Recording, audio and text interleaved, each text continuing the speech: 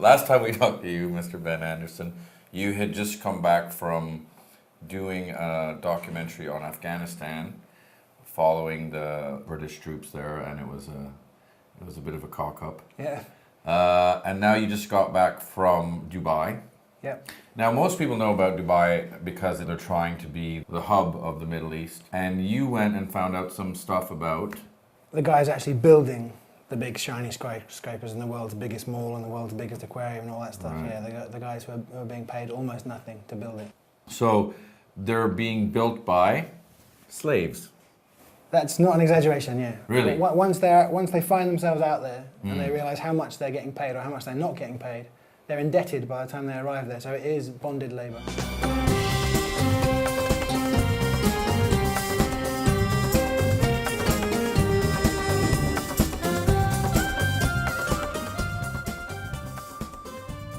We focused on a lot of Bangladeshi workers. So the local agents approach them in the villages. So you've heard about Dubai, you've heard how amazing it is. I can get you a job out there where you get paid £300 a month, which to them is an amazing salary. Pay me £2,000, 200,000 taka, local money.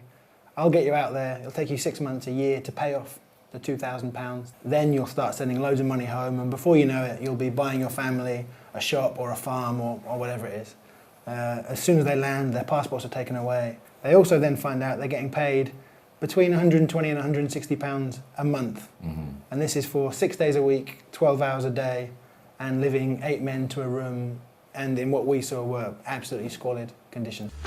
The dream of escaping the dreary British winters and joining the celebs in the sun is one many Brits share. So I pretended to be one of them and signed up for a first group tour that they promised would show me a side of Dubai which simply can't be revealed from a website or newspaper article. The first group sales team were adamant the workers building their projects were treated well. You know, the first group workers, you look after them? Absolutely.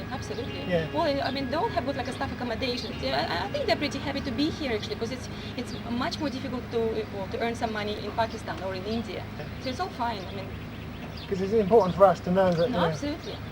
Don't worry, there are no slaves here. So this is what I found interesting about this is the common perception, even when I was there in Dubai, is that, oh, it's good for them. Yeah, You it know? looks bad to us, but for them, Yeah, it looks for them bad it's to okay. us, but yeah, it's good for them.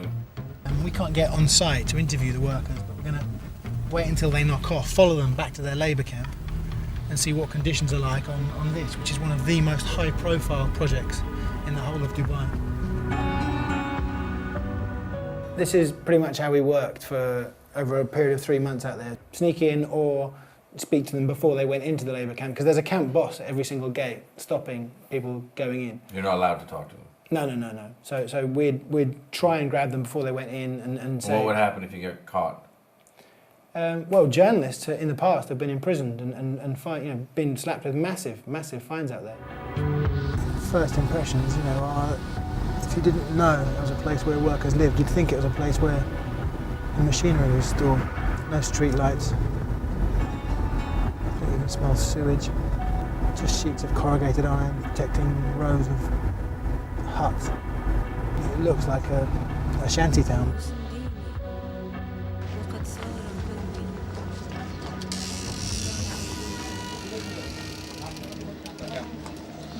So how many? There's 2, 4, 6, 8 people in this room? 9 people. But before we could interview the workers, the camp boss turned up. Speak English? Yeah, what do you? Huh? What do you? We want to see whether people are happy. It's okay? Not okay. So do you want us to leave? Yeah, okay. Sure, no trouble. Okay, well we shall leave now. Okay, well. There was fear among the unit workers about speaking to us. They felt they could be sacked and sent home if they were discovered speaking out. That shot is basically, my vision of Dubai now. All the glittering skyscrapers on the horizon, and you're in this sort of black hole a few miles away, which is where these guys live.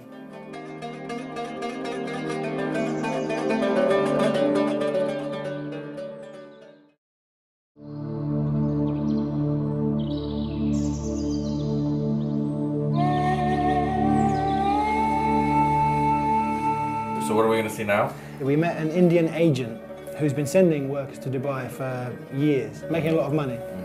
And they complained to her a lot, and she just put it down to them whinging. But these guys were particularly persistent, so she thought she'd investigate. When she actually finally found these guys, it took her like 2 months to find these guys, made her so angry that she's now the first, as far as I know, first agent to speak out about this and speak out with us. As we drove into it, she said, that building over there, that's it. You wouldn't even keep cattle in that building. The story of the migrant workers is the dark side of Dubai, the side which the annual 1.1 million British visitors to this country never see. We'll see the living conditions are really, really appalling. Almost inhuman conditions they've been living out here. This is their very, very, very basic toilet facilities available to them. That's the toilet. 2 toilets and 1 shower unit for That's it. 45 people. Right now, I seriously wish the world would wake up and look beyond the glitter to the actual darkness which is there behind. I seriously don't think there is a lot of moral consciousness amongst the employers over here. And I would not say just 1 or 2 companies. Most of the companies have absolutely no regard for the human life or the human element of this job that is involved over here. Absolutely no regard, no. You see they're building a fire there. There is a hob in the building, but there's no gas. The company don't supply them with gas. So they just build themselves a fire out in the backyard, and that's how they cook for all 45 men.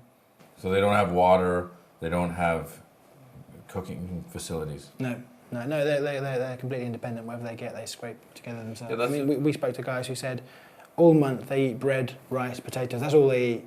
And I said, what about meat or fish? Don't you ever eat meat or fish? They said 2 or 3 times a month they can eat meat or fish.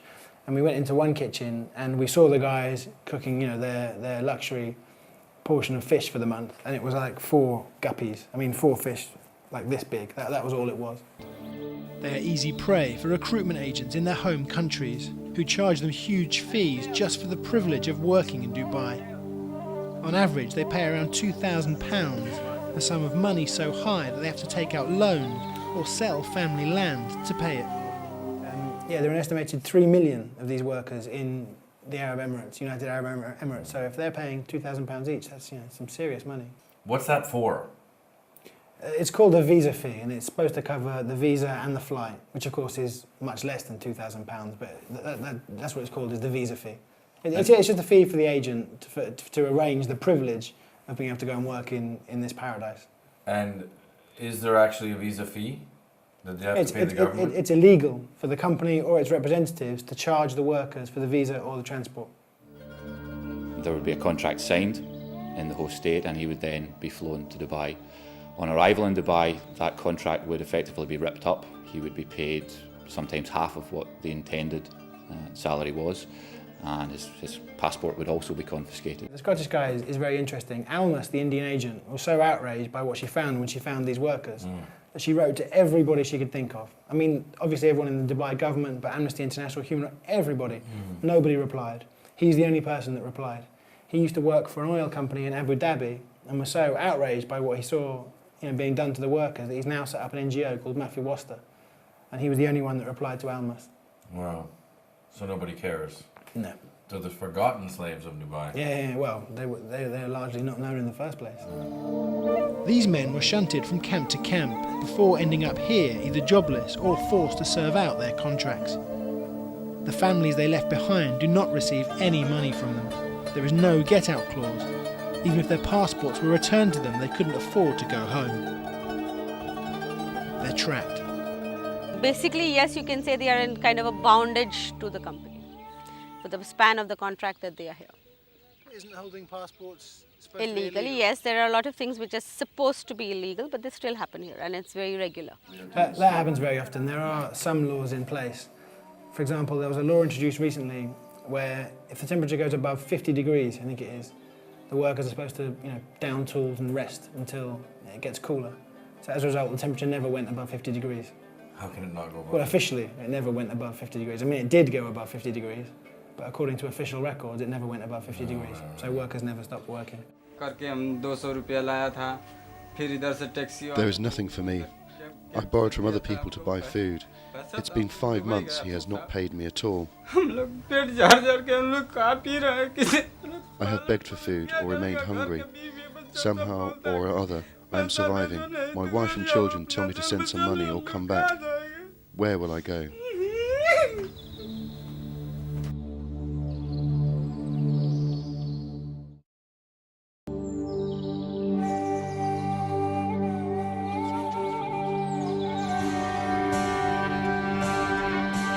It took an hour for the workers to travel back to their camp.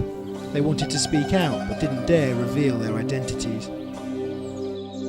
Like every other worker we spoke to in Dubai, they were in debt and claimed they were not being paid the money they were promised by their recruiting agents. So I grabbed the hard hat and snuck into the camp with a secret camera. Did you have to shoot a lot on hidden camera? Yeah, I mean, a lot of the interviews, all of the footage inside the camps are on a hidden camera.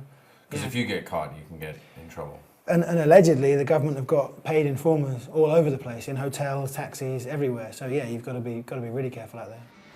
So basically, the big sort of main thoroughfare that separates the accommodation from the toilets is just all deep, thick mud, and they say urine and shit from the toilets. And actually, the areas around the toilets are the wettest, muddiest, and smelliest areas. So I'd say they're telling the truth. There were so many rivers of sewage blocking so many of the walkways that workers had actually set up a network of stepping stones to get back to their accommodation. So it must have reeked. Yeah, horrible. I mean, they said to me, this is all raw sewage, and I didn't know whether they were telling the truth or not. And as soon as you get close to it, it hits you. It's like a... So their toilets are just going out onto the streets? Yeah. The areas between the toilet blocks were the most disgusting. There was no doubt that this is where the problem was coming from.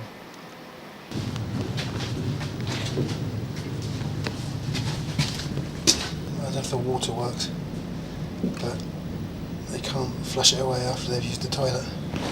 And I tried to check every single tap. A lot of them, there was no tap to turn. A lot of them, you turn it and no water comes out. So yeah, they can't flush it away and it just sits there. But I got to, I don't know, the fourth or fifth toilet and I just started retching, so I couldn't take it anymore.